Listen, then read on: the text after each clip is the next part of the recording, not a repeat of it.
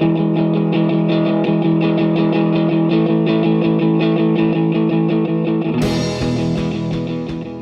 my name's Claire Morris.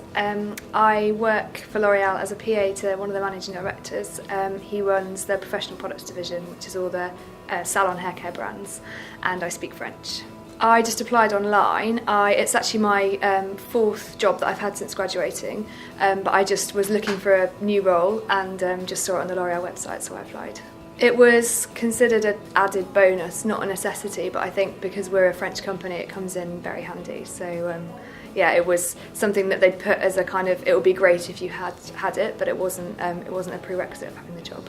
It's really useful in terms of there's a lot of meetings, emails, kind of a lot of correspondence generally with France, with Paris. So being able to speak it I think really helps because it just saves that kind of extra step of having to get someone to help you translate it. It just means you can be much quicker at responding to things, and I think they really appreciate it as well if you can speak their language. Both my parents speak French, so we used to go on holidays to France quite a lot. I did a GCSE in French, went on to then do A-levels and liked it so much that I decided to study it at university. So I went to Bristol where I studied it for 4 years. I think for me it's definitely opened a lot of doors. I mean, like I said, this is the fourth job I've had since graduating, and the two jobs that I did before working at L'Oreal, I've had two jobs here, but the two companies before that required French, so it's definitely opened doors for me. I also think it's brilliant just in terms of kind of opening your eyes to a different culture, a different way of thinking. I think you have to really embrace it, and I think the way best to do that is to do an exchange or do a school trip or something where you go to the country for the language that you're learning and completely immerse yourself. So I did French exchanges several years running when I was younger, and then did an intensive French course during my A-levels, and then obviously did my year abroad as well, and each of those things really help you to kind of not just improve your language skills but also help you to understand the country and the culture a bit more, and I think that kind of really makes it all very real, which helps. For each of my jobs it's been such an important part of it. Like I said, not a necessity, but definitely a real added bonus. But there have definitely been circumstances at work where there have been conversations in French which I've overheard because people don't necessarily realise that I speak French, and that's always been quite interesting.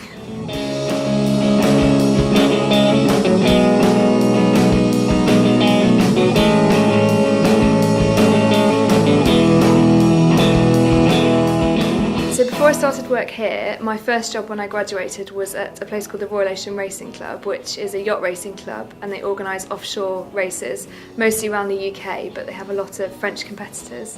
So they wanted a French-speaking person that could go and help with that because a lot of them don't speak English. So that was brilliant because I got to talk to French people, not every day, but for a good chunk of the year whilst the races were going on. And I also got sent to Cowes every summer to spend some time there, where the French competitors would go and they'd have to come in and make sure that everything complied with safety regulations. So I would be put on the front desk as the French speaker to kind of make sure that they had everything they needed. So, and then after that I worked for a sport magazine which is given out free at tube stations in London and other major cities in the UK. And when I joined, it was a French company looking to launch in the UK. So they wanted someone that spoke French that could liaise between the new English company and the French company, and to help set up the office and help with the kind of admin of getting the magazine up and running. So again, French was, I think, for them an added bonus because it just meant that I could liaise with the French team without having to have someone translating or helping me to, or relying on them speaking English. So yeah, fantastic opportunity. So I'm Angela.